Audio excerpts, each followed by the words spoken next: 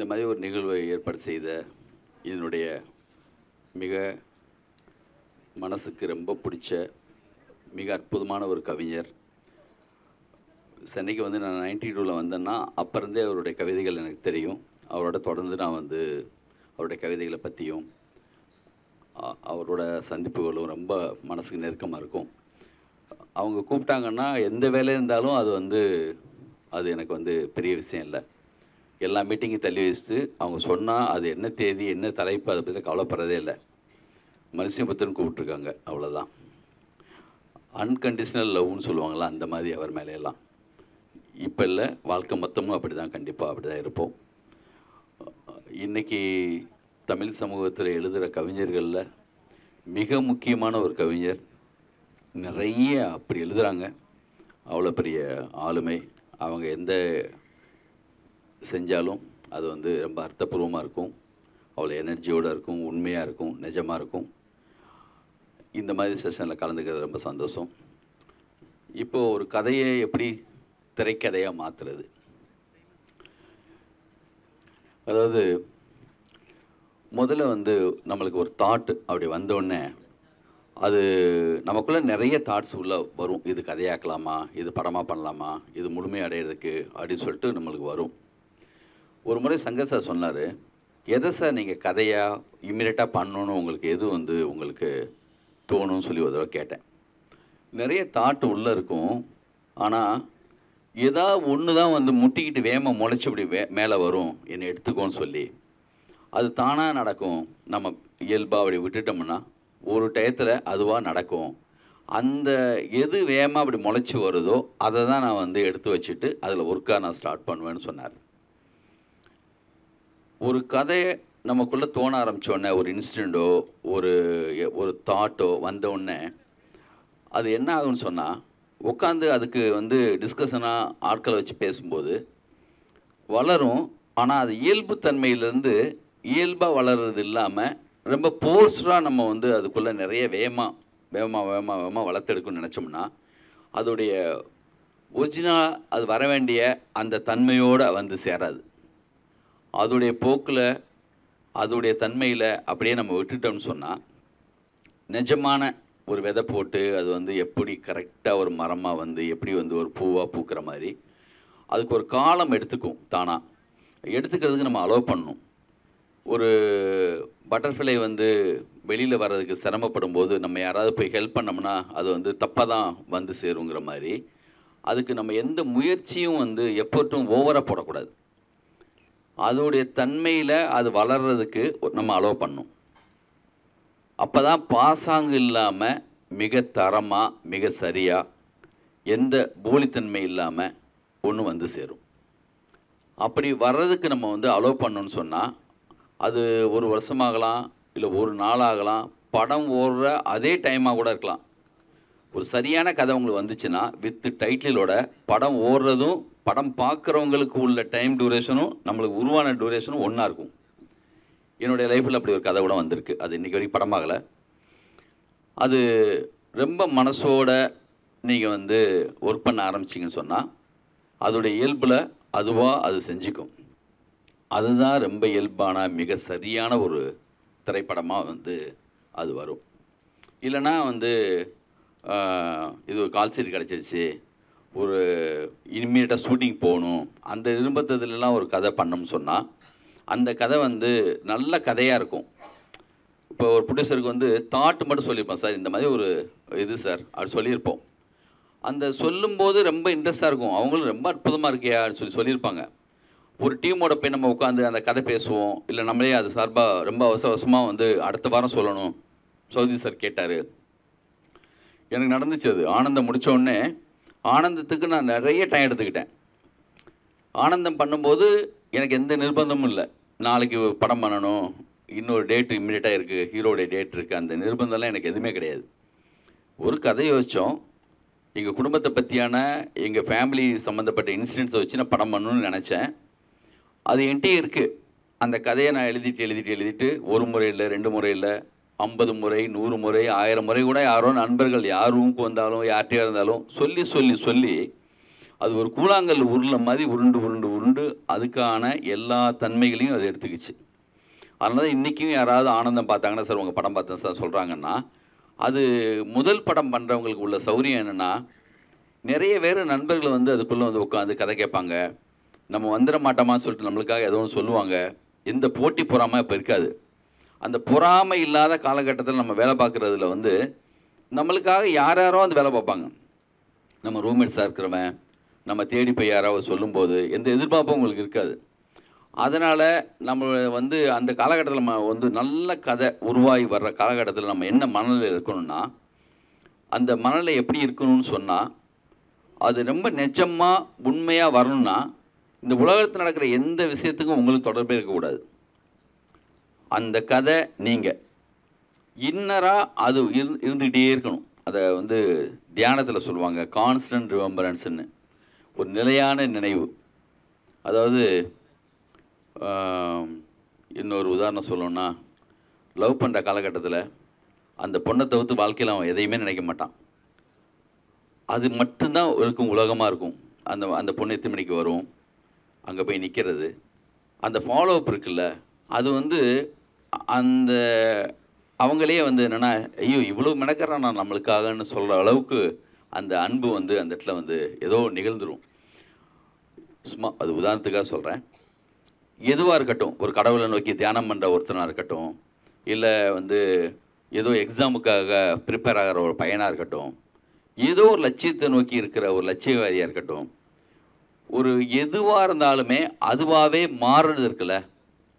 இப்போது கிரிக்கெட் போயிட்டுருக்கும், இந்த உலகத்தில் என்னென்னமோ நிகழும், மழை பெய்யலாம், வெள்ளம் வரலாம், பூகம்பம் வரலாம்.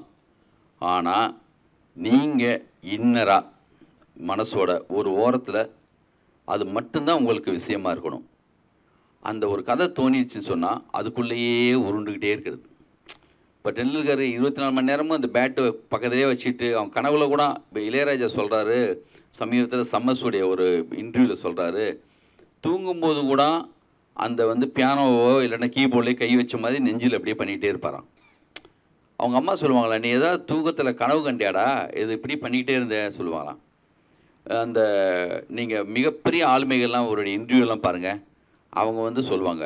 இப்போ உதாரணத்துக்கு வந்து ட்ரம்ஸு சிவமணி அவர் இன்டர்வியூ கொடுத்தாருன்னா அவர் சொல்கிறாரு, மழை பெஞ்சாலும் எந்த சத்தம் கேட்டாலும் எனக்கு ட்ரம்ஸில் இப்படி பண்ணால் எப்படி இருக்குன்னு தான் எனக்கு தோணிக்கிட்டே இருக்கும், அதில் மட்டும்தான் நான் இருப்பேன்னு சொல்கிறாங்க. அதனால் ஒரு தாயை பற்றி கவிதை எழுதும்போது மார்பில் பால் சுரக்க வேண்டுங்கிற மாதிரி ஆஞ்சநேயர் வேஷம் போட்டால் வால் முளைச்சிடணும். அந்த மாதிரி முழுக்க முழுக்க முழுக்க நீங்கள் அதுலேயே இருந்தீங்கன்னு சொன்னால் அந்த படம் பார்க்கும்போது ஒரு எந்த தடயத்தையும் நீங்கள் விட்டுருக்க மாட்டீங்க. யாரும் எங்கேயுமே எந்த குறையும் கண்டுபிடிக்க மாட்டாங்க. ஒரு பேரன்போட மனசோட நீங்கள் செய்யும்போது எந்த போலித்தன்மை இல்லாத ஒரு ஸ்க்ரீன் பிளே வந்து சேரும், முழுமையான ஒரு கதை வரும் உங்களுக்கு. அதுக்கு நீங்கள் அதுவாகவே இருக்கணும். அது மட்டும்தான் மிகப்பெரிய, அது ஒரு தவந்தான். உதாரணத்துக்கு சங்கசார் படம் ஒரு நாள் முதல்வர், இது மட்டும்தான் வருது பஸ்ஸு.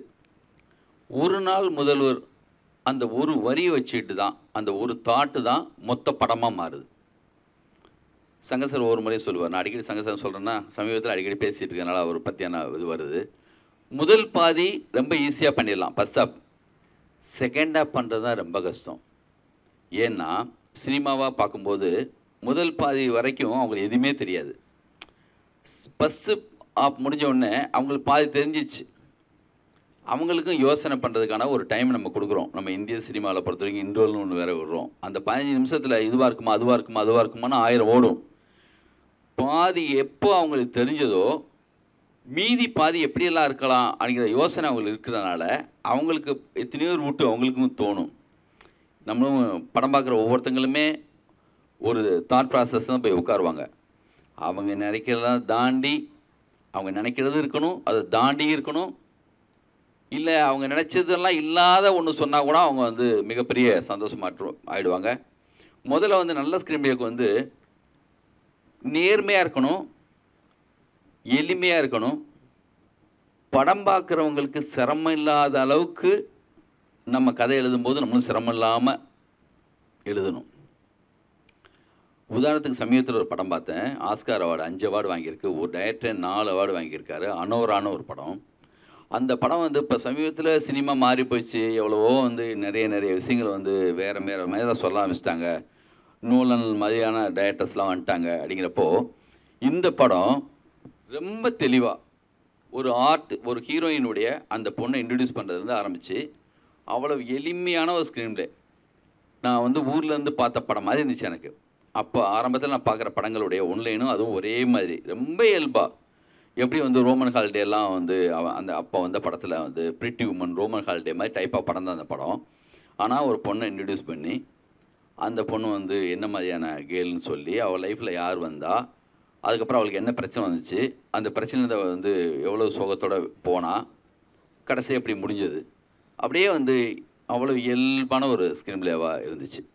ஒரு கதை வந்து வடிவமாகி படமாக வரும்போது அது வந்து பார்க்குறவங்கள ரொம்ப சிரமப்படுத்தாமல் இருக்கணும். ஃபஸ்ட்டு நம்மளுடைய எல்லா அறிவையும் அதில் திணிச்சிடணும் அப்படி இருக்கவே கூடாது. ஒரு கதையாக அது மாறுறதுக்கு அதோடைய போக்கிலேயே விட்டால் அது ஒரு இயல்பான நல்ல ஒரு கதையாக அப்படி வளர்ந்து வந்து நிற்கும். அதுக்கான சீன் உடனுக்குடனே வரணும்னு அவசியம் இல்லை. ஒரு கதையுடைய நான் என்ன பண்ணுவேன்னா, நான் வந்து அப்போது ஒரு சின்ன நோட்டு ஒரு ரெனால்ஸ் பென் என்கிட்ட எப்பயும் இருக்கும். அந்த கதை சார்பாக என்ன தோணினாலும் நான் நோட் பண்ணிட்டே இருப்பேன். சடனாக வந்து யாராவது ஒருத்தர் சம்மந்தம் இல்லாத கதை சொல்லும்போது உதாரணத்துக்கு ஹீரா சொல்லுவார், ஸ்க்ரீன் பிளேனா என்னங்கிறதுக்கு அதை விட அழகாக ஒரு கதையை எப்படி அது போர் அடிக்காமல் இருக்குங்கிறதுக்கு உதாரணமே அவர் சொல்லுவார். யாராவது ஒருத்தர் வந்து உன்ட்ட கதை சொல்லிட்டே இருக்கும்போது போடுறாங்கல்ல, அங்கே போடுறதுலே தெரியும், கொஞ்சம் அவசரமாக போடுவாங்க. நம்ம ஒரே இடத்துல இருந்துகிட்டே இருப்போம், அவங்க இயல்பாக போடுறதுக்கும் சொல்டா அடுத்து என்ன அங்கேயே இருக்க இந்த ஊலே தான் இருக்குது. அந்த சவுண்டுடைய அந்த சத்தத்துடைய அவசரத்துலேயும் இதுலேயும் நீங்கள் அந்த இடத்துல போர் அடிக்குதுன்னு அர்த்தம். அதான் சொல்லி பார்க்க உங்களுக்குள்ளேயே அது வந்து என்னென்னா, இந்த இடத்துல தப்பு இருக்குது, இந்த இடத்துல சரி பண்ணணும் அப்படின்னு உங்களுக்கு தோணிகிட்டே இருக்கும். யாரோ ஒருத்தர் கேட்குற ஒரு கேள்வி கூட நம்மளுடைய ஸ்க்ரீன் பிளேவில் ரொம்ப அழகான ஒரு நல்ல பதில் ஒன்று கண்டுபிடிச்சிங்கன்னா அது வந்து இதாகும். உதாரணத்துக்கு நான் ரன்னு எல்லாம் பண்ணி முடிச்சுட்டு ஒரு தடவை ஒரு இடத்துல சங்கர் சாரோடைய அசிஸ்டண்ட் ஒரு பையன் செல்வராஜ்னு சொல்லி அவர் ஒரு கேள்வி கேட்டார்.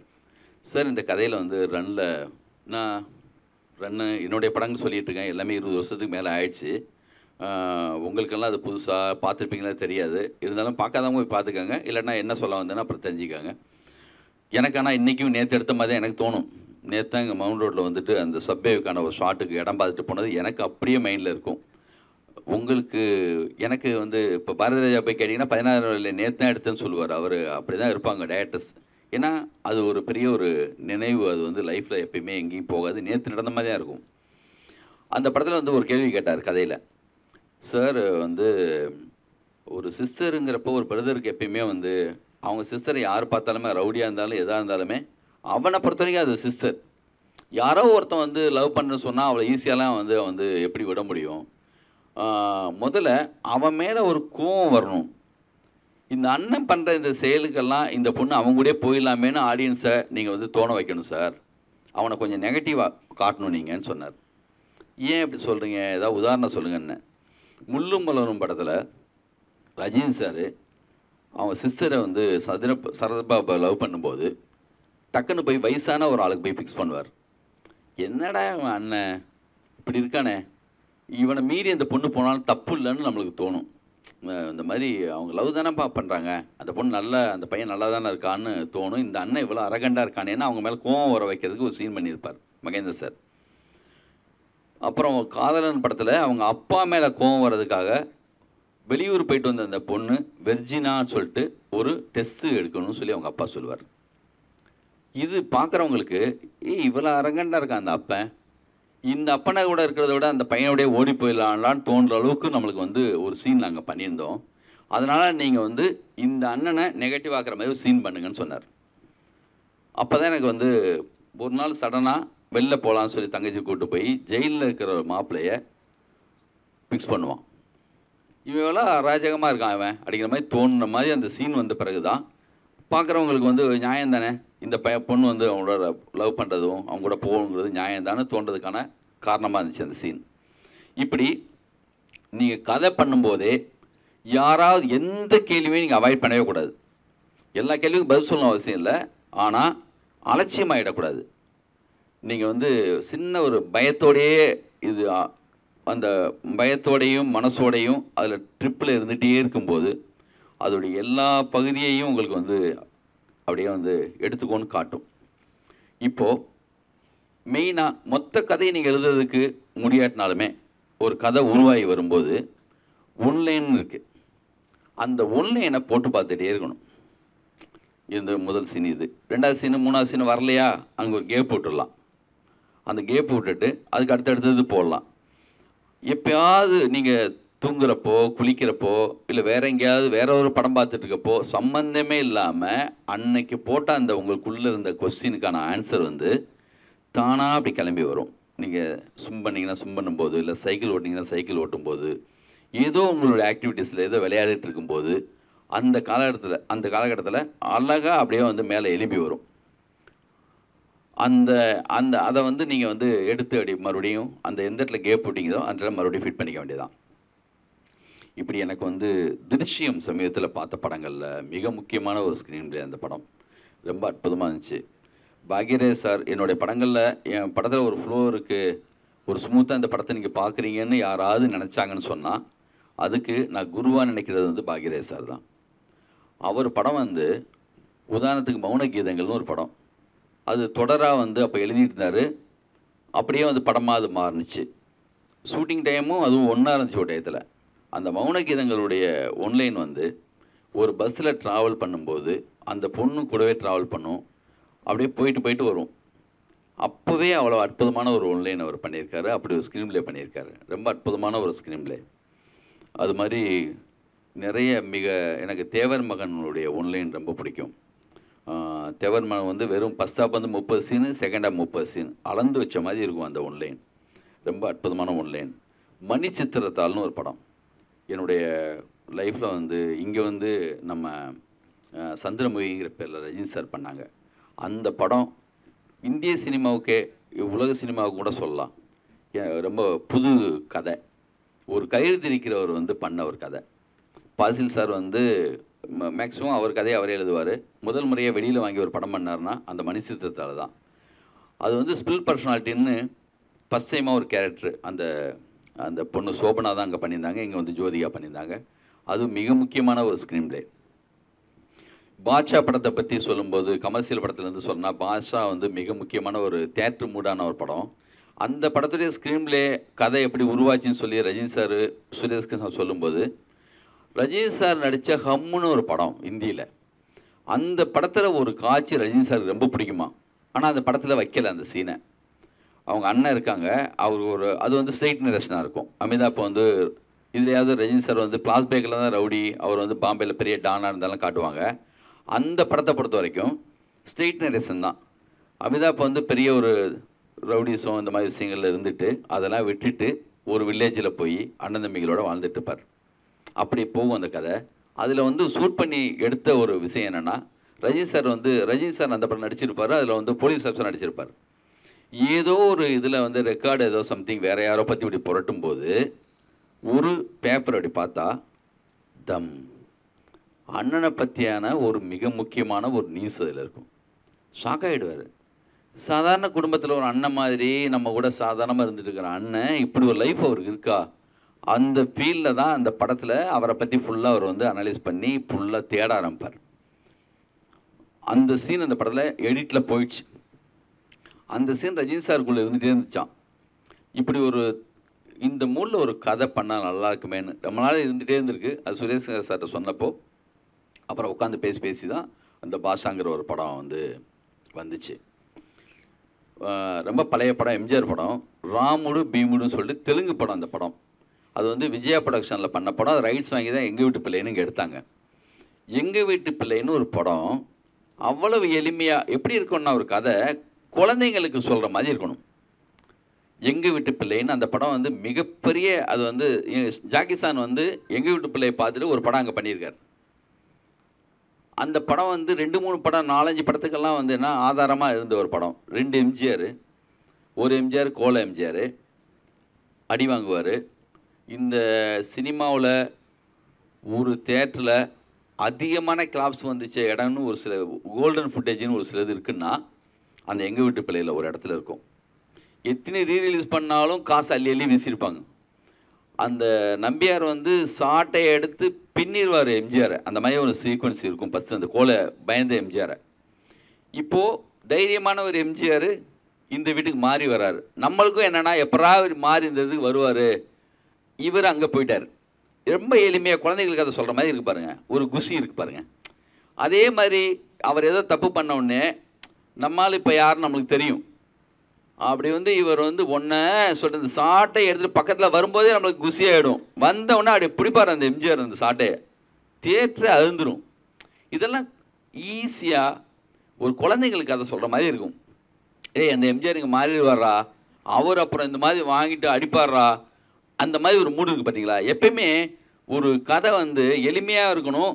ஒரு அது நேரடியாக எதையுமே வந்து என்னென்னா ஸ்ட்ரெயிட்டாக யோசிச்சா லாஜிக்கோலாம் யோசிச்சிங்கன்னா அது ரொம்ப லாஜிக்காக ரொம்ப பொறுப்பாக எந்த கேள்விக்கும் அழகான பதில்களோட அப்படி இருக்கிறது கிடையாது. ஸ்க்ரீன் பிளே நீங்கள் ஜிக்ஜாக்காக கூட யோசிக்கணும், ஒரு மேஜிக்கலாக இருக்கணும். நீங்கள் லாஜிக்கை பற்றி கவலையே படக்கூடாது. நீங்கள் எங்கே ஒரு புள்ளி இங்கே ஒன்று அங்கே ஒன்று அங்கே ஒன்று போட்டு கூட அப்படி ஒன்றாவோட மாறலாம். அப்படி உலகம் மொத்தம் அந்த மிக சிறந்த படங்களில் செவன் சாம்பராய், சைக்கோ, இந்த மாதிரி படங்கள், ஈட்டி, ரொம்ப ரேரான ஒரு சில படங்கள்லாம் வந்து அப்படி ஒரு முக்கியமான படங்கள்லாம் இருக்குது. அந்த மாதிரி கமர்ஷியலான படங்களில் ரொம்ப அழகாக நம்மளை எந்த ஃப்ளோவும் கெடுக்காத ஒரு படம்னா சிம்பா, அந்த லயன் கிங் இருக்குல்ல, அது எனக்கு ரொம்ப பிடிக்கும்.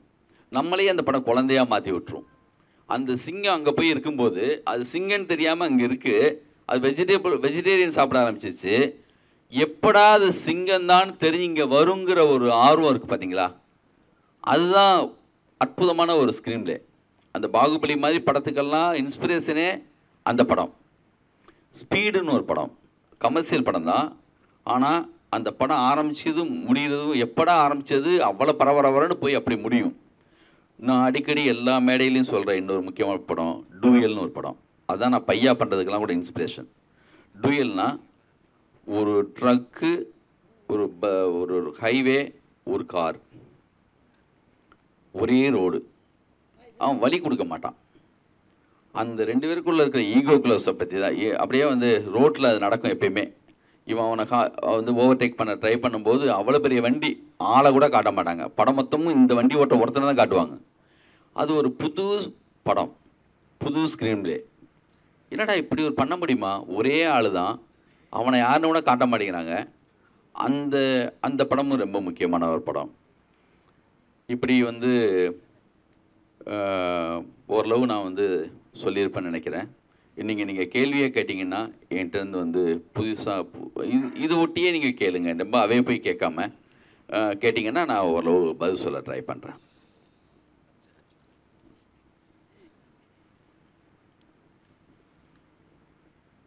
அண்ணா வணக்கம். வணக்கம் அண்ணா, ஒரு படத்துக்கு பாடல் ஏன் முக்கியமாக படுதா, இல்லை பாடல் அதை பற்றி கேட்கணும். பாடல் ஒரு படத்துக்கு பாடல் ரொம்ப முக்கிய தேவையா, இல்லை பாடல் இல்லாமல் பண்ணலாமா, இல்லை எப்படின்ற அது அந்த படத்துடைய கதை தான் தீர்மானிக்கும். அப்புறம் எல்லாமே நம்ம ஆரம்பத்தில் நம்ம ஊர் படங்களை பொறுத்த வரைக்கும் நிறைய பாடல்களோடு தான் நம்ம படங்களே வந்திருக்கு. அது கொஞ்சம் கொஞ்சமாக தான் வந்து குறைஞ்சி இன்றைக்கி வந்து பாட்டே இல்லாத படம் ரேஞ்சுக்கு இப்போ வந்துடுச்சு. பாட்டே இருக்கக்கூடாதுன்னு இல்லை, அதுக்காக நல்ல ஸ்பீடாக போகிற படத்துடைய மூடை, அந்த ஸ்பீடை குறைக்கிறதே பார்த்தா பாட்டாக தான் இருக்கும். ஒரு சில பாட்டு அந்த படத்துடைய ஸ்க்ரீன் பிளேவை வந்து கொஞ்சம் ரிலாக்ஸ் பண்ணி அப்புறம் கதைக்கு போயிடுவாங்க. இந்த காமெடி சீன் வைக்கிற மாதிரி தான். சரியான பாட்டு ஒன்றி அமைஞ்சிச்சு, சரியான இடத்துல அமைஞ்சிச்சுன்னா அது வந்து ஒரு படத்துக்கு வந்து ஒரு இது மாதிரி. உதாரணத்துக்கு பம்பாய் படம் சீரியஸான படம் தான். எப்பயுமே வியாபாரத்துக்காக ஒரு சில விஷயங்கள் செய்யணும், அது கதையும் கெடுக்காமல் இருக்கணும். மவுண்ட் ரோட்டில் பம்பாயை வந்து என்ன அவ்வளோ ஒரு முக்கியமான பிரச்சனையை பற்றி பேசுகிற படம். ஆனால் மணி சார் தெளிவாக பாருங்கள், இந்த மவுண்ட் ரோட்டில் அப்போல்லாம் வந்து நிறைய பேனர்ஸ் வைப்பாங்க. ரன்னுக்கெல்லாம் கூட காதல் பிசாசுடைய பேனர் இங்கே வச்சுருந்தோம். நான் வந்து காலையில் 4 மணிக்கு இந்த மாதிரி வச்சுட்டாங்க சொன்னேன், இங்கே நின்று பார்ப்பேன். இப்போது நம்ம படத்துக்காக இவ்வளோ பெரிய பேனர் வச்சுருக்காங்கடான்னு. அப்போ அது வந்து சென்னையுடைய அடையாளம் மாதிரி அது மிகப்பெரிய இந்த வரிசையாக நிற்கும். பம்பாயில் குச்சி குச்சி ராக்கம்மா பாட்டை தான் வச்சுருப்பார் மவுண்ட் ரோட்டில். அதனால் பாட்டுங்கிறது வந்து மிக சரியாக அமையும் பட்சத்தில் இப்போது ஒரு பாட்டு கூட ஒரு படத்துக்கே அடையாளமாக மாறிடும். அந்த ஒரு சாங்கு கூப்பிட்டு வந்துடும் எல்லாரையும். இந்த மல்லிகைப்பூ வச்சு வச்சு வாடுது அந்த பாட்டு அந்த அந்த படத்துக்கு எவ்வளோ இம்பார்ட்டண்டான பாட்டாகிடுச்சு. அது வந்து தாமரையும் அவ்வளோ அழகாக எழுதிட்டாங்க. கதைக்கு சரியாக அமையும் பட்சத்தில் பாட்டு வந்து அது மிகப்பெரிய ஒரு ரிலீஃபையும் அது வந்து வெற்றியையும் தீர்மானிக்கிற அளவுக்கு ஆகிடும். சார் வணக்கம் சார். வணக்கம். இப்போ வந்து வெளிநாட்டில் சில படங்கள் வந்து கொண்டாடுறாங்க. இப்போ நம்ம ஊர்லேயும் வெளிநாட்டில் எடுக்கிற படங்கள் வந்து சில வந்து கொண்டாடுறாங்க. இப்போது எப்படி ஒரு இன்செப்ஷனாக இருக்கட்டும், ஒரு கிறிஸ்டோபர் நோலன் படமாக இருக்கட்டும், அந்த மாதிரி படங்களை வந்து வெளிநாட்டில் அதிகமாக கொண்டாடுறதை விட நம்ம நாட்டில் கொண்டாடுறாங்க. இப்போ ஒரு கொட்டுக்காளியாக இருக்கட்டும், ஒரு சூப்பர் டிலக்ஸாக இருக்கட்டும், ஒரு கட்டுரை தமிழாக இருக்கட்டும், அந்த மாதிரி படங்கள் வந்து அப்போது வரும். இப்போ ஒரு 1000ல் ஒருவனாக இருக்கட்டும், செல்வராகவன் சார் பண்ண படம், அந்த படமாக இருக்கட்டும், அது ஏன் மக்களுக்கு லேட்டாக புரியுது, லேட்டாக பிடிக்குது? அது எதனால் அந்த ஒரு விஷயம்? படம்னா நாவல்னால் 4 பக்கம் புரியலைன்னா திருப்பி இப்படி வந்துட்டு திருப்பி படிச்சுக்கலாம். படம்னா அந்த நிமிஷத்தில் அவங்கள அது வந்து பாதிக்கணும், புரியணும், பிடிக்கணும். யாரையும் போய் ஏதாவது ஏன் நீங்கள் பிடிக்கலன்னு கேள்வியெல்லாம் கேட்க முடியாது. லேட்டாக ஏன் ஒரு சில படங்கள்லாம் இந்த மாதிரி பாராட்டப்படுதுன்னா, வெகுஜனத்தில் போகிறப்போ அவங்க அப்படிப்பட்டவங்க என்ன பண்ணணுன்னா, எல்லாரும் அக்செப்ட் பண்ணாலும் பரவாயில்லப்பா, காலம் கடந்தாவது என் படம் ஒத்துப்பாங்கப்பான்னு அந்த நம்பிக்கையில் பேசாமல் இருந்துடணும். அதில் அதே டயத்தில் மற்ற படத்துடைய வெற்றி மாதிரி இந்த படத்தை எதிர்பார்க்கக்கூடாது. அவங்க எக்ஸ்பெரிமெண்ட்லாம் பண்ண முடிவு பண்ணிட்டாங்கன்னா, அந்த படத்தில் தகுதி இருக்குன்னா சரியானது வென்றே தீரும் மாதிரி அன்னைக்கு ஒத்துக்காட்டினாலும் இன்னொரு நாளைக்கு ஒத்துப்பாங்க. அப்படி ஒரு சில படங்களை வந்து வரிசையாக நிறைய படங்கள் நீங்கள் சொன்ன வரிசையில் இருக்கிற படங்கள் எல்லாம் அப்படி தான் வந்து ஒத்துருக்காங்க. தியாகராஜன் குமாரராஜ் எனக்கு ரொம்ப பிடிச்ச ரைட்ரு. அவரோட ஆரியன காண்டம் ரொம்ப அற்புதமான ஒரு படம். நான் சூப்பர் டீலக்ஸ் பார்க்கல. ஓகே, ஆனால் நிறைய பேர் நல்லா சொன்னாங்க, பார்க்கல. சூதுகவும் கூட சேர்த்துக்கலாம், ரொம்ப அற்புதமான படம். ஒரு சில படம் என்னென்னா, மம்முடி சார் சொல்லுவார், ஓடாத நல்ல படமும் வேணாம், ஓடுற கெட்ட படமும் வேணாம், ஓடுற நல்ல படம் வேணும். ஓகேவா?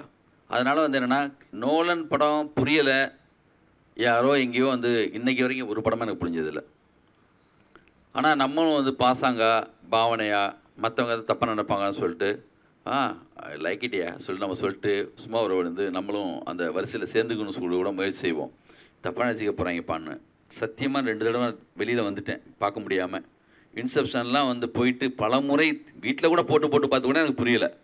ஆனால் வந்து அவர்கிட்ட ஏதோ ஒன்று இருக்குது. இன்டர்ஸ்டெல்லர் ஆகட்டும், நான் எல்லா படமும் பார்த்துருக்கேன்.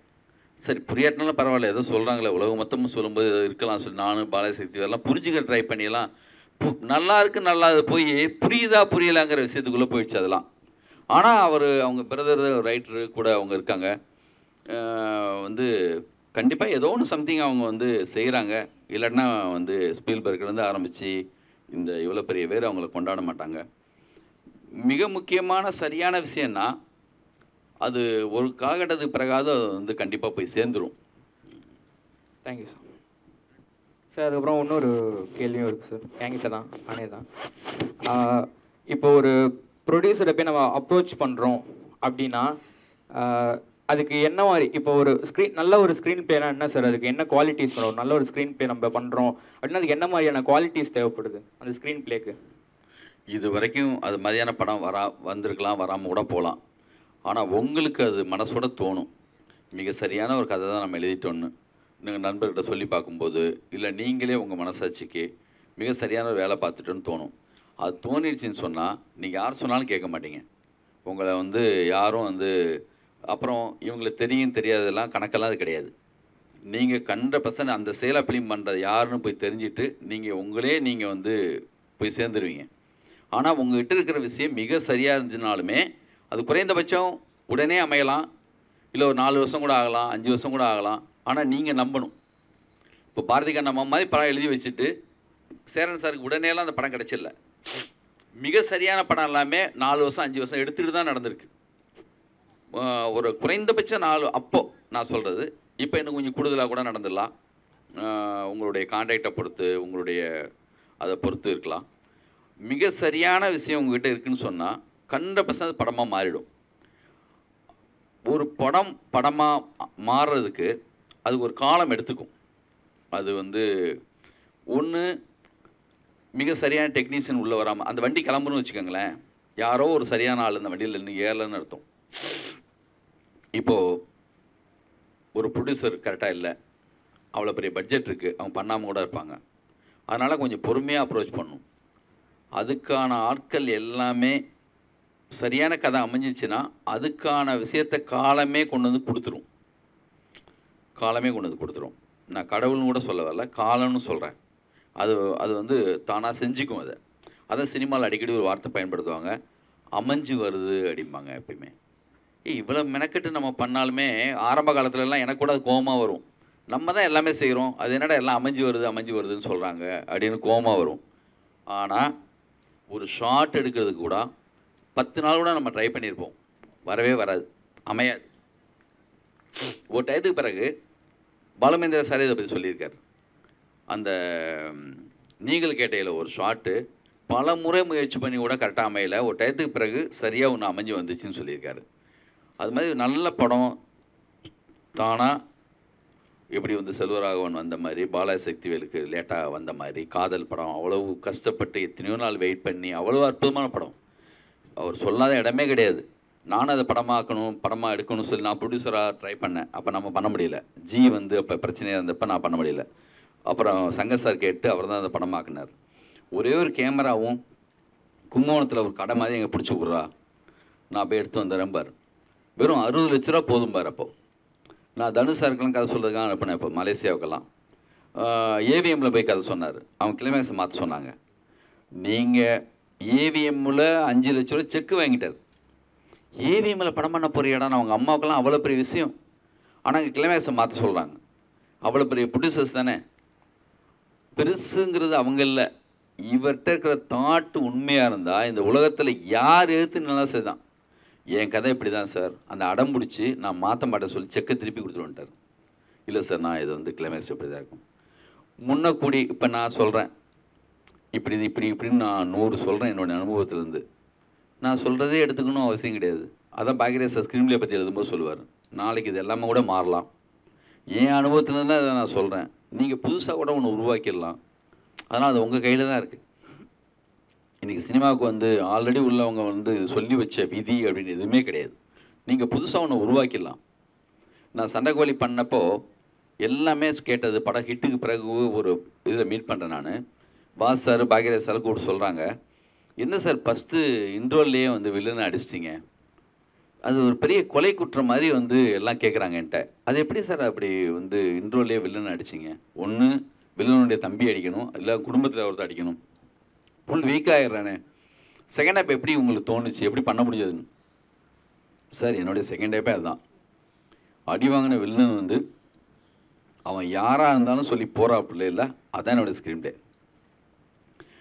அது புதுசு அப்படி நினச்சலாம் பண்ணல. நம்மளுக்கு இப்படிலாம் பண்ணக்கூடாதுன்னு தெரியாமல் இருக்கிறது கூட நம்மளுக்கு புதுசாக ஒன்று பண்ண போகிறதுக்கு தான். தெரியாமல் பண்ணது தான். ஒரு சிலர் தெரிஞ்சு பண்ணணும், ஒரு சிலர் தெரியாமல் பண்ணிடணும். தெரியாமல் பண்ணணும் கூட தெரியாமல் பண்ணணும், அதுதான். Thank you sir. சார் வணக்கம் சார். சார் ஸ்க்ரீன் பிளேல வந்து எளிமையான டைலாக்ஸை வந்து எப்படி இருக்கிறீங்க? அதுக்கப்புறம் உங்கள் அஞ்சான் படத்தில் வந்து அந்த டைலாக் வரும் இல்லைங்களா, உங்கள் கால் தரையில் பல்ல நிதானமாக இல்லை முதல் நெல் அப்புறம் இருந்து சொல்லு, அதுக்கான சோர்ஸ் எங்கேருந்து சார் எடுத்தீங்க நீங்கள்? சோர்ஸா? அந்த டைலாக் அப்ரோச் சம்பந்தாவை பார்த்தோன்னு தோணுச்சு. பிருந்தா சார் தான் டைலாக் ரைட்டர் அந்த படத்துக்கு. எல்லாம் கலந்து பேசி தான் எழுதுவோம் எப்பயுமே. அப்படி எழுதுனது தான். ஹலோ வணக்கம் சார், என்னுடைய பேர் எமிமா. நீங்கள் அனோரா பற்றி சொல்லியிருந்தீங்க, அந்த மூவி 5 ஆஸ்கார் வின் பண்ணுச்சுன்னு சொல்லிட்டு. அந்த படத்துக்கு அந்த 5 ஆஸ்கார்ன்றது சரிதானா? அது மட்டும் இல்லாமல் தமிழ் படத்துக்கு எப்படியும் கொடுக்க மாட்டாங்க. மற்ற படங்களுக்கும் மொழி படங்களும் நல்லா நீதி கதைகளும் நம்ம வாழ்கிற மாதிரியான கதைக்களங்கள் இருக்குது. ஏன் அந்த படத்துக்கு 5 ஆஸ்கார் அப்படின்னு நான் கேட்குறேன். இல்லை, அந்த படத்தில் வந்து எடிட்டிங்கை வந்து அந்த டைரக்டர் ஸ்க்ரீன் பிளேக்கு ஒரு அவார்டு, படத்துக்கு ஒரு அவார்டு, அந்த பொண்ணுக்கு ஒரு அவார்டு. எனக்கு தெரிஞ்சு எல்லாமே நியாயமான அவார்டு மாதிரி தான் தெரியுது. ரொம்ப க்ளீனாக அந்த படம் வந்து ஸ்க்ரீன் பிளேயில் ரொம்ப க்ளீனாக இருந்துச்சு. எல்லாத்தையும் தாண்டி கடைசி ஒரு 10 நிமிஷம் அந்த பனி படர்ந்து அந்த வண்டியில் உட்காந்துட்டு அந்த கூட வந்த அந்த செக்யூரிட்டி வந்து அந்த பெட்டியெல்லாம் கொண்டு மேலே எடுத்து வந்து வச்சுட்டு அந்த இடம் வரும்போது இது வரைக்கும் நான் பார்க்காத ஒரு கோல்டன் ஃபுட்டேஜாக இருந்துச்சு அந்த இடம் பர்டிகுலராக. அதுக்காக தான் அந்த அவார்டுன்னு நான் நினச்சேன். அந்த பொண்ணு வந்து லைஃப்பில் அவளுக்கு வந்து அவள்கிட்ட என்ன இருக்குது, இவன் அவ்வளோ பெரிய ஆள் விட்டு போயிட்டான். ஆனால் கூட இருந்தவே ஒருத்த ஆள் வந்து ஒரு குளிருக்காக போத்திக்கலாம்னு சொல்லிட்டு போத்திக்கிறதுக்காக ஒரு இது கொடுக்குறான். இவ்வளோ அன்பு செலுத்துகிற ஒருத்தனுக்கு நம்ம என்ன கொடுக்க முடியும்? அவன்கிட்ட என்ன இருக்குது, அதை தான் அவனுக்காக கொடுக்குறான். அது மிக அற்புதமாக இருந்துச்சு அந்த அந்த அந்த அந்த இடம். அதனால் எனக்கு சமீபத்தில் ரொம்ப பாதித்த ஒரு படமாக இருந்துச்சு அந்த படம். நான் கூட படம் ஆரம்பித்தப்போ என்னடா ஏதோ போகுதுன்னு சொல்லிட்டு நான் நிறுத்திட்டேன். லேட்டாக 2வது தடவை 3வது போட்ட போல அந்த படம் என்னை இழுத்துட்டு போயிடுச்சு. அந்த கேரக்டர் மூடு அப்படியே போச்சு.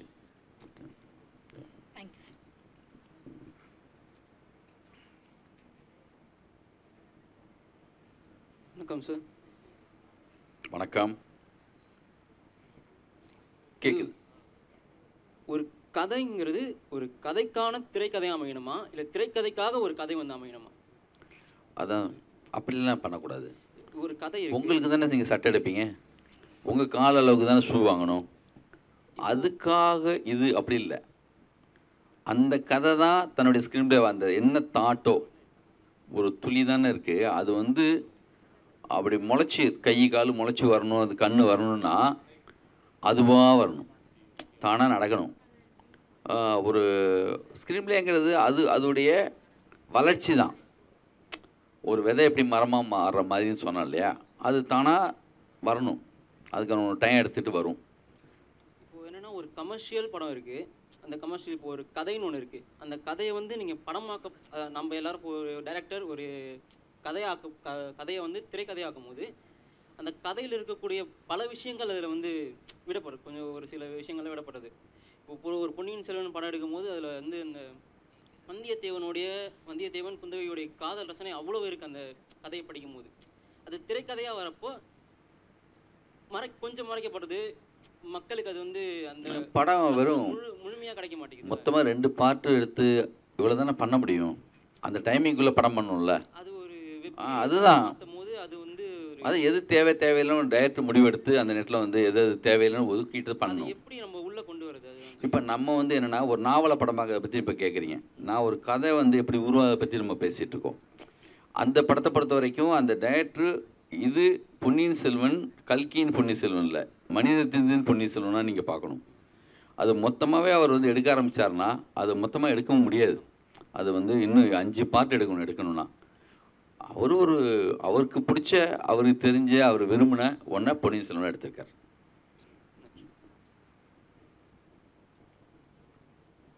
ஐயா வணக்கம். வணக்கம். பம்பாய் படத்தில் வரக்கூடிய ஒரு பாடலுடைய வரியை வந்து போஸ்டராக வச்சுருந்தாங்க வெளியிலன்னு சொன்னீங்க. அது வந்து அந்த படத்துக்கான ஒரு விளம்பரமாக இருக்கலாம். அந்த மாதிரி ஒரு படத்தில் இருக்கக்கூடிய கதையை வந்து ஒரு பாடல் தெளிவாக சொல்லும்ல. இப்போ நீங்கள் பேசும்பொழுது என்ன சொன்னீங்கன்னா, இன்றைக்கு வரக்கூடிய படங்களில் சுத்தமாக பாடல்கள் வர்றதே கிடையாது அப்படி சொன்னீங்க. அது ஏன் அப்படி வராமல் இருக்குது அப்படி கேட்குறாங்க. என்னென்னா சினிமா அப்படி மாறிட்டே போகுது. இப்போ தொடரின்னு ஒரு படம் இருக்கும்ல, தொடரி அந்த படத்துல வந்து ட்ரெயின்ல போயிட்டு இருப்பாங்க. அது கண்ட்ரோல் இழந்து போகும்பொழுது நம்ம பிரபுசாரம் படமா போன உசுறு வந்துருச்சு அப்படின்னு ஒரு பாட்டு அந்த கதையோட தொடர்பா அப்படியே வரும். இப்போ பல்லாங்குழியில் வட்டம் பார்த்தேன்னு ஒரு பாட்டு எல்லாருக்கும் தெரியும். அதுல வந்து ஒரு காயின் இருக்கும், அதை வச்சே வந்து அப்படியே கதையில பல்லாங்குழியின் வட்டம் சூரியகாந்தியோட வட்டம் அதை வச்சே மெயின் பண்ணி எழுதுவாங்கல்ல. அந்த மாதிரியான ஒரு கவித்துவமான கவிதைகள் பாடல்கள்லாம் ஏன் வரமாட்டுது அப்படின்னு காலகட்டம் தான். இப்போ வந்து ஒவ்வொரு காலகட்டத்துலேயும் ஒன்று மாறிட்டே இருக்குது. இப்போ லோகேஷ் கனகராஜ் கைதின்னு ஒரு படம் பண்ணுறாரு, அதில் பாட்டே இல்லை. ஆனால் பாட்டு இல்லைன்னு நம்ம தோணவும் இல்லை. அது வந்து அவங்க பார்த்துட்டு வந்த படங்கள் அதை பொறுத்து வந்து என்னென்னா அவன் என்ன ஸ்டைலில் ஃபிலிம் பார்த்துட்டு வந்தான், அவன் என்ன மாதிரி படங்கள் அவனுக்கு உள்ளே போச்சு. இப்போ சமீபத்தில் மாற்றம் இருக்குங்கிறது நிஜம்தான். இப்போ மாறிட்டே இருக்குது. ஆரம்பத்தில் அத்தனை பாடல்கள் இருந்துச்சு, இப்போ குறைஞ்சி வருது இல்லையா. திடீர்னு இந்த மாதிரி பாட்டே இல்லாத படம் வரும்போது ஒரு படம் டக்குன்னு நல்ல பாட்டோட வந்துச்சுன்னா அது கூட ஒரு பெரிய ட்ரெண்டாக மாறும். ட்ரெண்டுங்கிறது ஒரு மாயை தான்.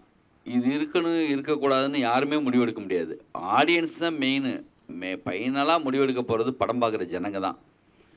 அவங்க ஒன்று ஒத்துக்கிட்டாங்கன்னா அந்த காலகட்டத்தில் அது ட்ரெண்டு மாதிரி சொல்லுவாங்க. டப்புன்னு அது பின்னாடியே அதே மாதிரி டைப்பாக படங்கள் கொஞ்சம் போகும். சடனாக ஒரு ஆள் வந்துட்டு வேற ஒன்று மாற்றி வர மாதிரி ஒரு படம் பண்ணார்னா இதுதான் இப்போ ட்ரெண்டுன்னு சொல்லிட்டு பின்னாடி ஓடுவாங்க. ஆனால் ஒரு ஆள் புதுசாக இதெல்லாம் கிடையாதுப்பா, வேற ஒன்று சொல்கிறேன்னு சொல்லிட்டு வந்து ஒவ்வொரு காலகட்டத்துலேயும் ஒவ்வொரு இயக்குனர் வந்து அப்படி பண்ணிகிட்டே வந்துகிட்டே இருந்திருக்காங்க. அப்படி தான் இந்த சினிமா வளர்த்து எடுத்துகிட்டு போயிட்டே இருந்திருக்கு. எல்லா பாடமும் நீங்கள் தேட்டரில் இருக்குது. அப்புறம் நான் என்ன தான் சொன்னாலும் நீங்கள் கற்றுக்கணுன்னா ஒரே ஒரு வழி தான். நீங்கள் என்ன ஸ்டைலில் ஃபிலிம் பண்ணுறீங்க அது முக்கியம். ஓடிடியில் படம் பார்க்குறதுக்கும் தேட்டரில் படம் பார்க்குறதுக்குமே 100 வித்தியாசம் இருக்குது. அந்த டைமில் வேறு, இந்த டைம் லைன் வேறு. அங்கே வந்து ஸ்பேஸில் வந்து காலு தரையில் படாது சொன்ன மாதிரி அந்த மயக்கம், அந்த மூடு, அதுக்கான டைம் வேறு. அதே படத்தை லேட்டாக நீங்கள் ஓடிடியில் பார்த்துட்டு நல்லா தானே இருக்குது, இந்த படம் ஏன் ஓடலன்னு கேட்பீங்க. அந்த டெம்போ, அந்த மூடு, அந்த சவுண்டில் நீங்கள் படம் பார்க்கும்போது, அந்த எக்ஸ்பெக்டேஷனோட படம் பார்க்கும்போது அந்த படம் கனெக்ட் ஆச்சா, அதுதான் ரொம்ப முக்கியம். எல்லா படத்துக்கும் ஒரே கிடையாது. எதிர்பார்க்குற படத்துக்குன்னு ஒன்று இருக்குது, எதிர்பார்க்காம பிளைனாக போய் ஒரு படத்தை பார்க்கும்போதுங்கிற ஒரு மூடு ஒன்று இருக்குது. சார், ஒரு திரைக்கதை எழுதுறது இருக்கு இல்லையா, அதோட மெத்தேடு என்ன சார்? மெத்தேடு என்னப்பா? இல்லை, திரைக்கதை இருக்கு இல்லையா, அதோட மெத்தேடு சார். அப்படின்னா அந்த ஒரு லெட்டர்னா ஃப்ரம் அட்ரஸ் டு அட்ரஸ் வச்சு எழுதினா தான் லெட்டர் போகும். வாயில் இங்கே வச்சு பேசு. ஹலோ, சொல்லுங்க. சார், அது திரைக்கதை எழுதுறத மெத்தேடு என்ன சார்? மெத்தேடுன்னா இப்போ ஒரு லெட்டர்னா ஃப்ரம் அட்ரஸ் டு அட்ரஸ் அந்த மாதிரி வைக்கணும். இப்போ சிலவங்க சொல்லுவாங்க, ஒரு திரைக்கதைன்னா ஒரு பேப்பரை 2ஆக மடிச்சுட்டு ஒரு சைடு சிச்சுவேஷன், அப்புறம் ஒரு சைடு வந்துட்டு அந்த டைலாக்ஸ் எழுதணும், அந்த மாதிரிலாம் சொல்லுவாங்க. இந்த ஒரு நாடகம்னா அதுக்கு ரெங்கம் இருக்குல்ல, ரெங்கம் 1, ரெங்கம் 2, ரெங்கம் 3 இருக்கும். அப்போ இதே மாதிரி அந்த திரைக்கதையோட அந்த மெத்தேடு என்ன சார்? எப்படி எழுதணும் ஒரு திரைக்கதை? மெத்தட் ஒரே மெத்தடு தான். டூ அட்ரஸ் வந்து லிங்குசாமினா, from address Lingusamy, to address உங்களை மாதிரி ஆடியன்ஸை மனசில் வச்சு மட்டும்தான் எழுதணும். எதை எப்படி எழுதுகிறோங்கிறது முக்கியம் இல்லை, எதை எழுதுங்கிறது முக்கியம். அப்புறம் இருக்கிற மெத்தட்னா என்னென்னா, நீங்கள் சொன்னீங்கல்ல 2ஆக மடித்து, ஒரு A4 சீட்டை 2ஆக மடித்து லெஃப்ட் சைடில் டிஸ்கிரிப்ஷன் சினிமாவுக்கு. இப்போ வந்து உதாரணத்துக்கு ஒரு சீனு, என்ன படம் சொல்லலாம், இப்போ சமீபத்தில் எதை படம் பார்த்தீங்க நீங்கள்? ரெட்ரோ டூரிஸ்ட் ஃபேமிலி நான் இன்னும் பார்க்கல. அந்த ராகவன் பார்த்தீங்களா? எல்லோரும் ஆல்மோஸ்ட் பார்த்துருப்பீங்க இல்லையா? உதாரணத்துக்கு அந்த ஏதோ ஒரு சீன் வச்சுக்கோங்க. உதாரணத்துக்கு லெஃப்ட் சைடில் வந்து டிஸ்கிரிப்ஷன் எழுதணும். அவன் எந்திரித்து தலை குளித்து சூரிய வெளிச்சம் பட்டு பக்கத்தில் இருந்த மொபைல் ஃபோனை ஆஃப் செய்துவிட்டு சின்னதாக கேட்கும் அந்த சத்தத்திலிருந்து வெளியே வந்து எட்டி பார்த்தான். அப்போது அங்கு ஒரு ஆட்டோ வந்து நின்றது. ஆட்டோவிலிருந்து இப்படி நீங்கள் என்னென்னலாம் பேசுறதுக்கு முன்னாடி வருதோ அந்த இடம், அங்கே கேட்குற சத்தம், அந்த அட்மாஸ்பியரு, அந்த வெளிச்சத்துலேருந்து ஆரம்பித்து சரௌண்டிங் சவுண்ட்லேருந்து ஆரம்பித்து இன்னும் பர்ஃபெக்டாக அந்த என்ன டைம், அது பனி படர்ந்த காலையா, என்ன மூடு, நெருக்கி நெருக்கி நெருக்கி நெருக்கி போய் அப்படியே எங்கேயோ கேட்குற ஒரு சின்ன அக்பாத் கேட்குது அந்த சத்தம். அதோட மிக்ஸ் பண்ணி சின்னதாக கோயிலில் நங்கு நடிக்கிற மணி சத்தம் கேட்குறது. நீங்கள் என்ன உள்ளே போகணும், உள்ளே போக வைக்கணும். வச்சு அப்போது தப்பன்னு 4 கால்கள் படியில் ஏறி வரும் சத்தம் கேட்டது அப்படின்னா அதையும் எழுதிட்டு கதவை திறந்தேன். அப்போது நான் இதுவரை பார்க்காத அப்படி ஒரு ஆள் நின்னான் அப்படின்னு நான் இதுவரை பார்த்ததில்லை. அவன் என்ன மாதிரி இருந்தான், என்ன மாதிரி ஹேர் வச்சுருந்தான், அவன் கையில் என்ன வச்சுருந்தான், அவன் பார்க்குற பார்வை எப்படி இருந்துச்சு, இவ்வளோ நுணுக்கி எழுதிட்டு அதுக்கப்புறம் அவன் ஒரு வார்த்தை சொன்னான், பாப்பா இறந்துட்டாரு. அதான் சார், அது இப்படி ஒரு வேர்டு அது வந்துட்டு பேப்பர் அந்த சைடு தான் எழுதணும். அது வந்தா இப்போ பேசு, இதெல்லாம் இங்கே எழுதிட்டீங்க. அவன் சொல்கிற டயலாக் கொண்டு ரைட் சைடு எழுதணும். Okay sir. அவன் சொல்லி முடித்தோன்னே என்ன ரியாக்ஷன் இருக்குதுங்க வந்து அவன் சொல்லி முடித்த பிறகு இறந்ததுக்கு வந்து சந்தோஷம் தானே, வருத்தம் தானே பண்ணணும். முகத்தில் மிகப்பெரிய சந்தோஷம் வந்து எழுதினீங்கன்னா புதுசாக இருக்கும். அந்த மாதிரி என்ன புதுசாக நீங்கள் எழுத போகிறீங்க, இதை நான் தான் எதிர்பார்த்தேன், இல்லை கொன்னதே நான் தான் சொல்கிறீங்க, நீ சொல்கிறது லேட்டு, அது நேற்று நைட்டு எனக்கு தெரியும் சொல்கிறான். பாப்பா செத்துட்டானா பாப்பாவே வந்து சொல்கிறான். நீ எழுதும்போதே உங்களுக்கு தோணும், இல்லை இந்த கதைக்கு நீங்கள் என்ன சொல்ல வரீங்கன்னு கதை முடிவு பண்ணது பிறகு தான் இதெல்லாமே வரும். இதெல்லாமே நீங்கள் எழுதும்போது இழுத்துட்டு போகும். நீங்கள் நாவலாசிரியர் கிடையாது, இழுத்துட்டு போகிறதுக்கு எழுதுறதுக்கு போக முடியாது. படமாக எடுக்கணும் இல்லையா? இந்த படமாக வரும்போது தயவுதாட்சியம் இல்லாமல் இங்கே வரும்போது கேமராமேன் கேட்பான்ல, சொல்கிறதுக்கு வரமா பயன்படும். இப்போ நான் சப்பே மாதிரி ஒரு ஃபைட் சீக்வன்ஸ் சார் அப்படின்னா நான் டிஸ்கிரிப்ஷன் ஃபஸ்ட் சொல்லணும் சார், இந்த மாதிரி ஒரு சப்பே சார், அந்த பையன் வந்து நின்னா, அந்த பொண்ணு வந்துருந்துச்சு, ரொம்ப நாளாக பின்னாடி சுற்றிட்டே இருக்கான், நான் வெயிட் பண்ணிகிட்டு இருக்கான், அந்த பொண்ணு வந்துச்சு, வெயிட் பண்ணான், அந்த பொண்ணு பக்கத்தில் வந்தவொடனே சொன்னா கேளு போயிடுன்னு சொல்லுது. இந்த சீன் எடுத்து பாருங்கள். இப்போ ஒரு டயத்துக்கு பிறகு அந்த பொண்ணு வந்து சொன்னா கேளு பின்னாடி வராதுச்சு, ஏய் ஒரு நிமிஷம் நில்லு அப்படின்னா, இதை நீங்கள் லெஃப்ட் ரைட்டு எழுதி பாருங்கள். அவனை ஓடினா ஓடி போய் சட்டரை க்ளோஸ் பண்ணான், டங். இப்போது ஒரு சில நல்ல படங்களில் லெஃப்ட் சைடு ரெண்டு பேலன்ஸிங்காக இருக்கணும். நான் எப்பயுமே சொல்லுவேன், ஒரு நல்ல படம்னா லெஃப்ட் டு ரைட்டு பேலன்ஸிங்காக இருக்கணும். டயலாக் மட்டுமே இருக்கிற படங்களில் லெஃப்ட் சைடு இருக்கவே இருக்காது. அவங்க விசுவலாக திங்க் பண்ணவே மாட்டாங்க. அவங்கள பொறுத்த வரைக்கும் என்ன, ஒரு நார்மல் கேமராமேன் வந்தால் கூட போதும். இந்த கேமராமேனு ஆர்ட் டைரக்டர் இவங்கெல்லாம் வந்து சொல்லுவாங்கள்ல சார், நீ கதையில் சொல்லும்போது அந்த மாதிரி ஒரு லைட் சொன்னீங்க சார், அது அந்த சோர்ஸ் இங்கே கொடுக்குறதுக்கு சரி டைம் கொடுக்க முடியும். ஐயோ டைமாக போயிட்டு எடுக்குன்னு சொல்கிறேன். விசுவல் டேஸ்ட் உள்ளவங்க அதை மதிப்பாங்க. நீங்கள் சொன்ன வீடு அப்படி இல்லையே சார். உதாரணத்துக்கு சிவப்பு ரோஜாக்கள் மாதிரி ஒரு படத்தை பாரதி ராஜா கதை சொல்லும்போது கமல் சார் கேட்கும்போது, அந்த வீடுன்னா அந்த வீடு ஒரு கேரக்டர் இல்லை, அந்த வீடை நினச்சாலே ஒரு பயம் வருதுல்ல. ஏன்னா அந்த வீட்டில் சாதாரணமாக இல்லை, அவ்வளோ மர்டர் நடக்குது. ஒருத்தன் அப்படியே பார்த்துட்டே இருக்கான், கொண்டு போய் வந்து பூ வைக்கிறான், புதைச்சி வைக்கிறாங்க. அங்கே ஒருத்தர் புதைச்சிட்டு பூ வைக்கிறான் மேலே. ஒரு நைட்டில் ஜன்னல் வழியாக பார்க்கும்போது மழை பெஞ்சு தம்முன்னு ஒரு கை வெளியில் வருது. பக்கத்து வீட்டில் இருக்க பசங்க பந்து போய் அந்த பக்கம் விழுந்துச்சுன்னா, அன்னைக்கு வேற ஒரு ஆண்டி இருந்தாங்களே அப்படிங்கிறாங்க. ஒரு மர்மம் இருந்துகிட்டே இருக்குது. அந்த வீடு ஒரு கேரக்டராக மாறிடுது.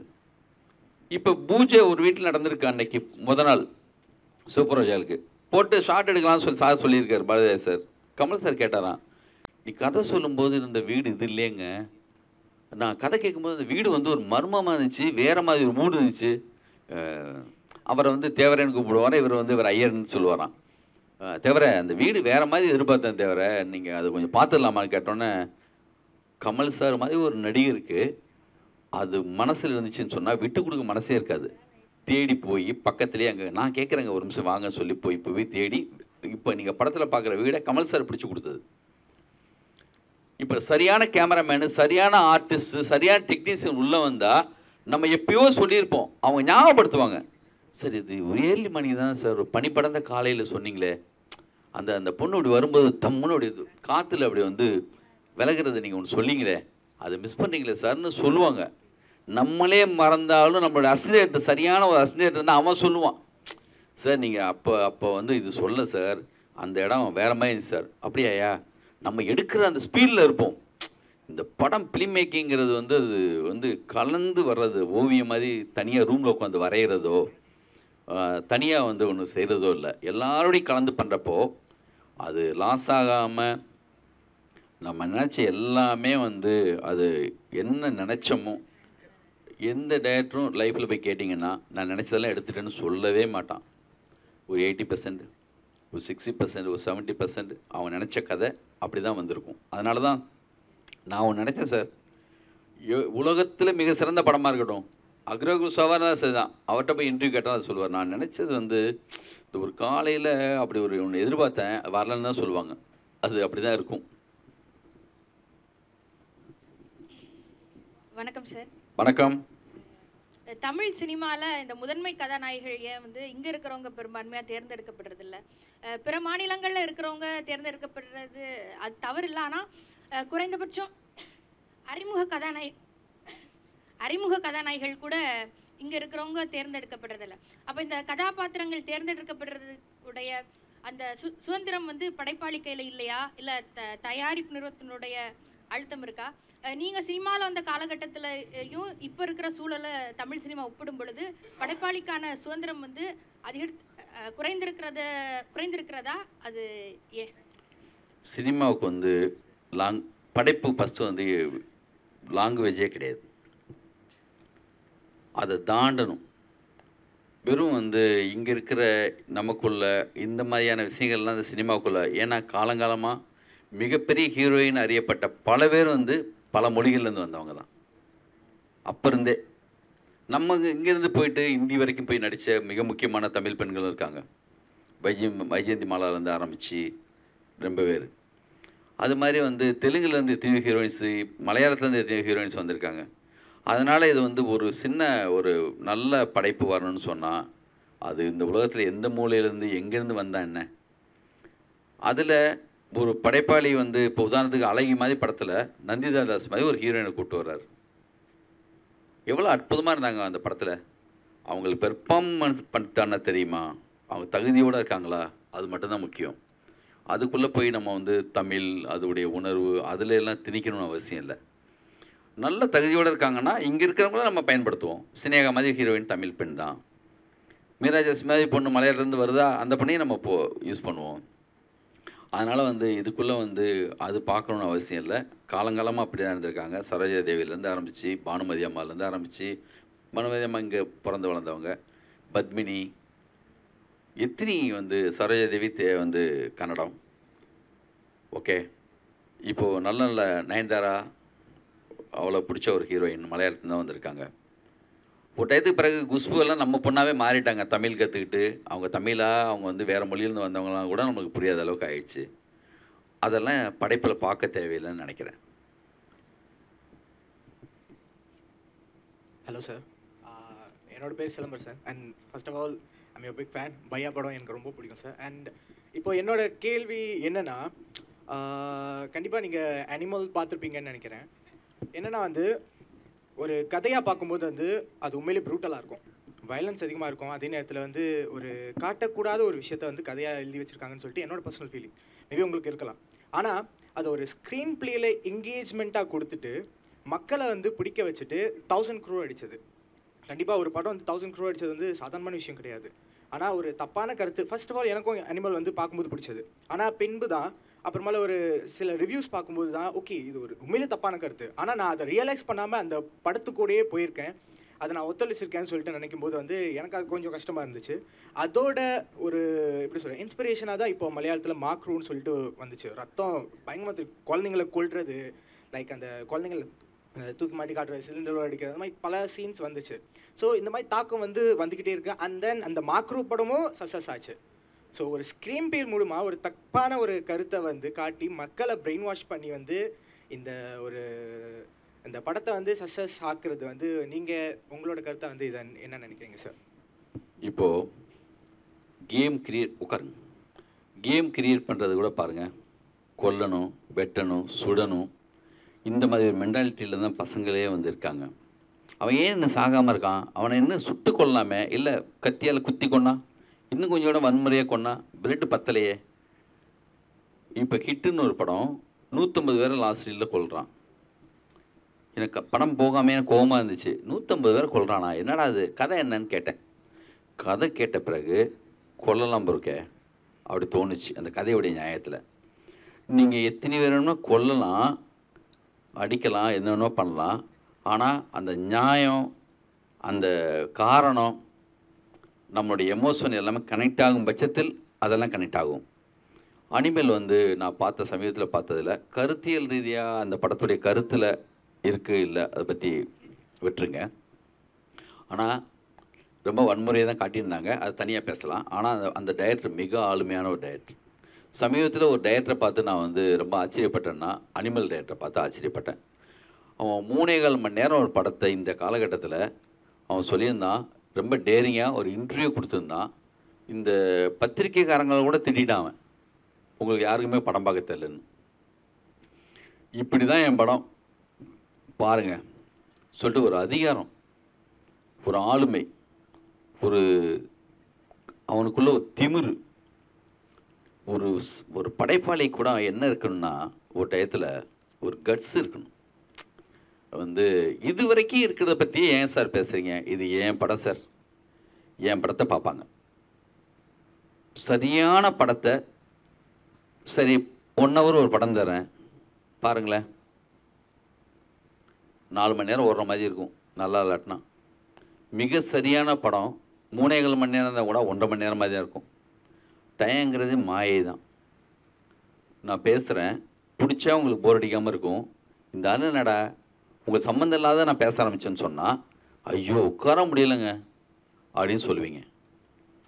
அந்த சுவாரஸ்யம் நம்மளை கட்டி போடுறது, அந்த லைட்டை ஆஃப் பண்ணி இந்த இருட்டறைக்குள்ளே நம்ம போனோடனே ஃபஸ்ட்டு அந்த ஷார்ட்லேருந்து ஆரம்பித்து நம்ம அதுக்குள்ளே விழுந்துட்டோன்னு சொன்னால் ஒரு டயத்துக்கு பிறகு தப்பான கருத்தாக கூட இருக்கும். படம் கருத்துக்காகலாம் ஓடுறதே கிடையாது. அதுக்கு கற்றை படிச்சிக்கலாம், வேறு ஏதாவது அது சொல்லாத என்ன இனிமேல் சொல்கிறதுக்கு என்ன புதுசாக கருத்து இருக்குது, அதெல்லாம் ஆல்ரெடி எல்லாம் சொல்லப்பட்டுருச்சு. நம்ம இலக்கியங்கள்லாம் அவ்வளோ இருக்குது. இல்லாத எதுவுமே வந்து என்ன புதுசாக இனிமேல் என்ன சொல்ல போகிறாங்க, சொல்கிற விதானம் அந்த அதில் தான் வந்து சின்ன சின்ன மாறுபாடுகள் பண்ணி கொடுத்துட்டே இருக்காங்க. எனக்கும் வன்முறை அவ்வளவு அப்படி காட்டுறது எனக்கு பர்சனலாக என்னுடைய படங்களில் காட்டுறது எனக்கே பிடிக்காது. இப்போ இந்த காலகட்டத்தின் குரல் மாதிரி ஒரு சிலர் அப்படி பண்ணிகிட்ருக்காங்க. அதோட லெவல் வேறு கூட்டிகிட்டே போயிட்டுருக்கு. நீ வந்து தலையை வெட்டினியா, அதை தாண்டி நான் ஒன்று வெட்டுறேன், அப்படி போகுது. Thank you so much sir. வணக்கம் சார். வணக்கம் சார். நீங்கள் வந்து அசிஸ்டன்ட் டைரக்டராக ஒர்க் பண்ணீங்களா? இன்னொன்று வந்து உங்களோட ஐக்கு கவிதைகள் எனக்கு ரொம்ப பிடிக்கும் சார். சார் கேட்குதா? கேட்குது.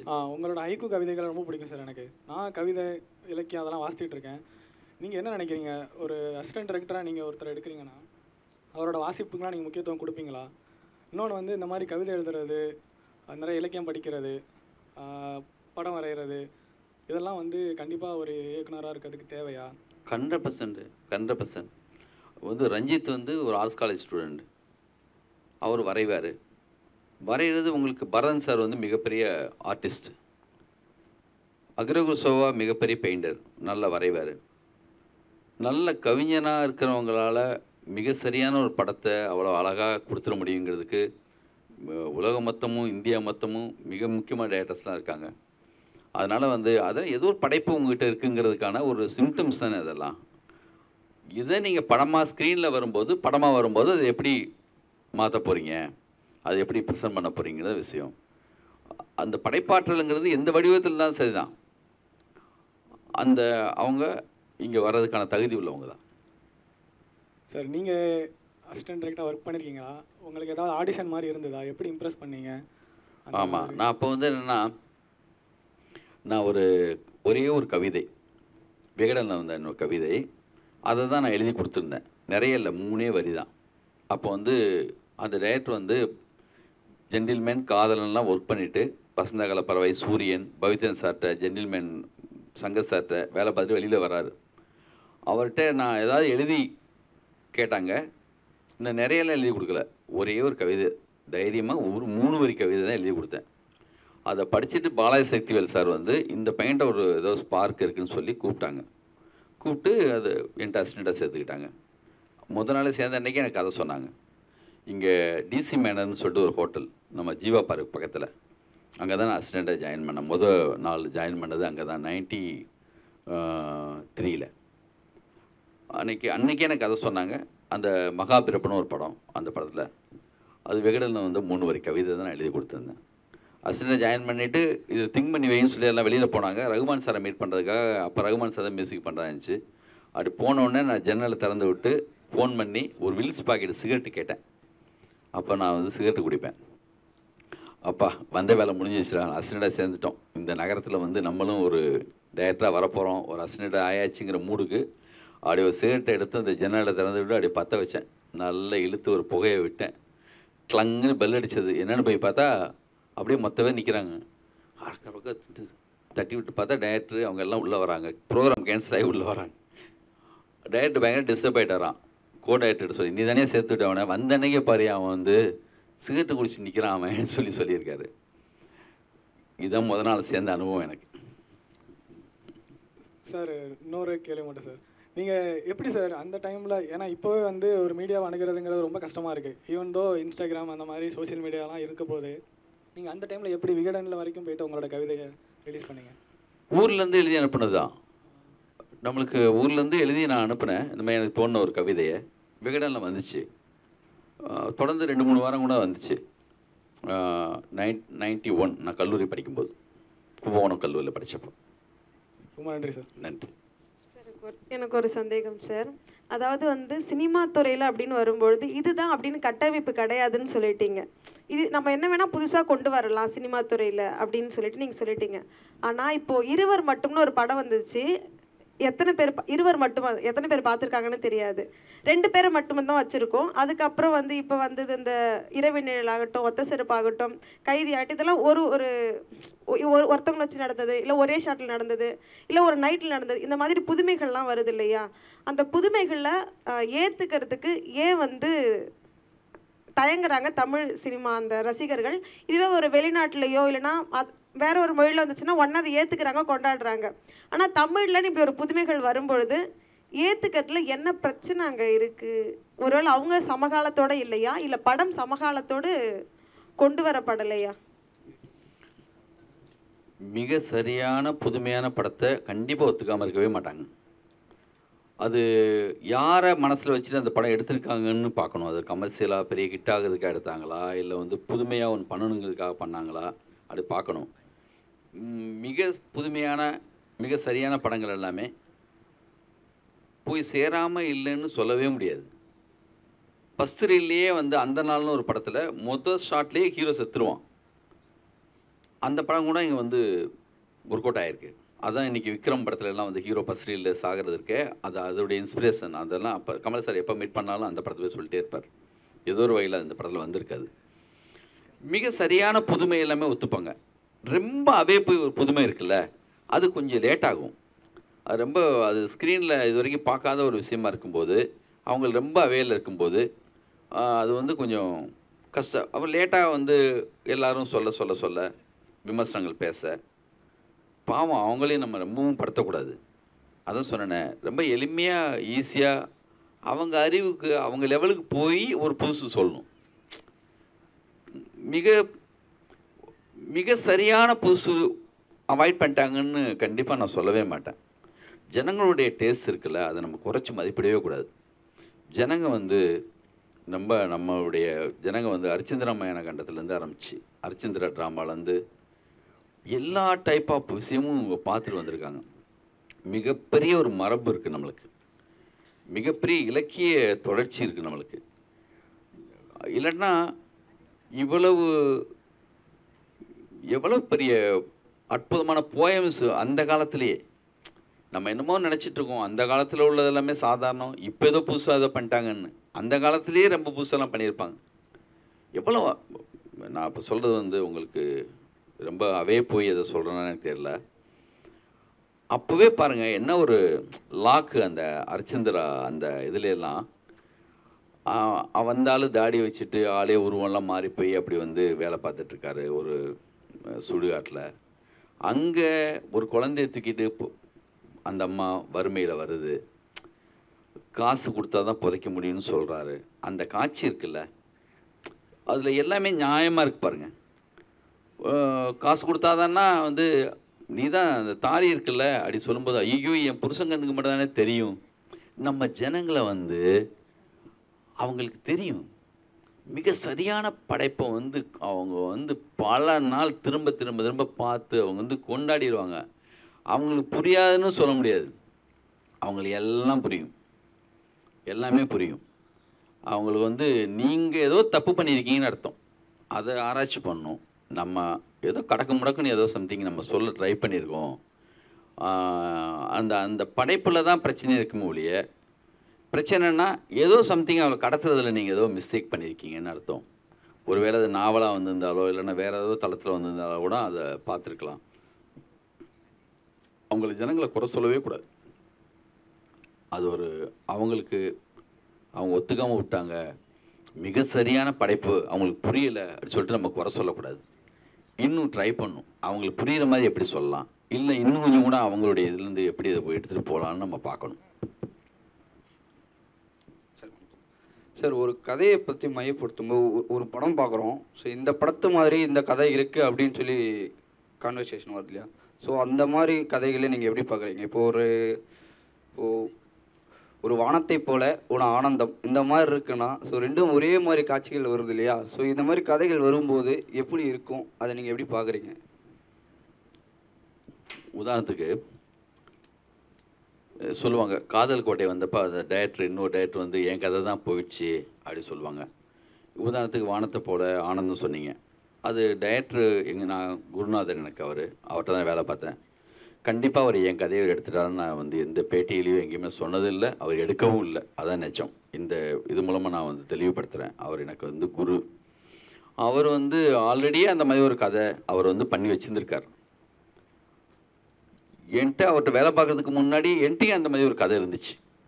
ஒரே மாதிரி தாட்டு ஒருத்தங்களுக்கு வந்து தோணாமல் இருக்காதுன்னு இல்லை. இப்போ மேடையில் வரும்போது பல நேரங்களாக பார்க்குறோம், நான் பேசணும்னு நினச்சதெல்லாம் என் முன்னாடி உள்ளவர் பேசிட்டாருன்னு சொல்லுவாங்க. 2 பேரும் என்ன கலந்துக்கிட்டாங்களா? அது இயல்பாக ஒரு சாதாரணமாக ஒரு இதை பற்றி ஒரு கவிதை சொல்லுங்கன்னா ஒத்த எண்ணத்தோட ஒரு சில வரிகள் வந்து நான் நினச்சேன் அதே மாதிரி நீ நினச்சிருக்கியா, வாய்ப்பு இருக்குது. அதனால் வந்து விக்ரமன் என்னுடைய குருநாதர், நான் மிகவும் மதிக்கிறவர். அவர் என் கதையை எடுத்துட்டாருன்னு வாழ்க்கையில் நான் சொல்லவே மாட்டேன். அது குருவுக்கு செய்கிற துரோகம் மாதிரி ஆகிடும். அவர் மாபெரும் படைப்பாளி, மாபெரும் தகுதியானவர். அவர் எனக்கு முன்னாடியே அவர் தோணியிருக்கு, அதை நானும் அது மாதிரி ஒரு கதை நான் எழுதியிருக்கேன். அப்படி தான் நான் சொல்லுவேன். இந்த அரங்கம் மூலமாக அப்படி அவர் மேலே ஏதாவது கலங்க இருந்துச்சுன்னா அதை இந்த நிமிஷத்துலேருந்து எடுத்துருவோம் தயவு செஞ்சு. ஒரே மாதிரி தாட்டு தோன்றதுங்கிறது சகஜம்தான்.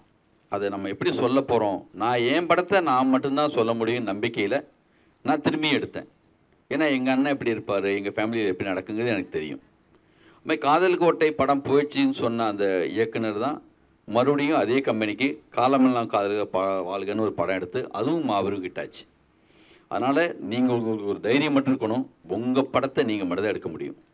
அது ஆல்ரெடி வந்திருந்தாலும் உங்களுடைய ப்ரெசன்டேஷன் நீங்கள் சொல்கிற விதத்தில் அது வேறையாக மாறும். குட், ரொம்ப நன்றி. உணவு சாப்பிட்ற நேரம் வந்துருச்சுன்னு நினைக்கிறேன். அதனால் இதோட முடிச்சுக்கலான்னு நினைக்கிறேன். ஏதோ என்னால் முடிஞ்சதை நான் என்ன எவ்வளவு ஒரு துளி தான் கட்டது கைமண் அளவு மாதிரி நான் வந்து மணி சாரை கூப்பிட்டு வச்சு கேட்டாலுமே நான் இன்னும் ஏதோ சம்திங் இன்னும் இதோட செய்யணும்னு சொல்லுவார். இந்த இயக்குநர்கள் யாருக்குமே வந்து என்னென்னா முழுமையடையவே மாட்டாங்க. அதுதான் அடுத்த கட்ட வேலை செய்கிறதுக்கு நம்மளை இயக்கிட்டு இருக்கோம். உங்களுடைய அறிவை விட எல்லாத்தையும் விட ரொம்ப முக்கியம் எதுன்னா அந்த பேஷன். அது உங்களுக்குள்ளே இருந்துச்சுன்னு சொன்னால் அது உங்களை வந்து அப்படி போய் ஒரு வேலை பார்க்க வச்சிரும். மாபெரும் அறிவு கூட இருக்கும், ஆனால் வந்து என்னென்னா அவன் தயங்கிக்கிட்டே வெயிட் பண்ணிகிட்டு இருப்பான், இன்னும் கொஞ்சம் கூட இன்னும் கொஞ்சம் கூடன்னு. தப்போ சரியோ எனர்ஜி, அந்த மனசோட அந்த அந்த அந்த எனர்ஜி இருக்கும்போதே மிக சரியான காரியங்களை செஞ்சிடணும். அது மட்டும்தான். அது எடுத்துக்கங்க, உண்மையாக அப்ரோச் பண்ணுங்கள். இந்த கனவோடு இருக்கிற உங்களுடைய எல்லாருக்கும் எனக்கு நிகழ்ந்த மாதிரி மிக முக்கியமான இயக்குநர் சமீபத்தில் மிக சரியான காரியங்கள் பண்ணுற மாதிரி உங்களுக்கும் அது வாய்ப்பை பெறணும்னு சொல்லி வேண்டிக்கிறேன். நன்றி, வணக்கம்.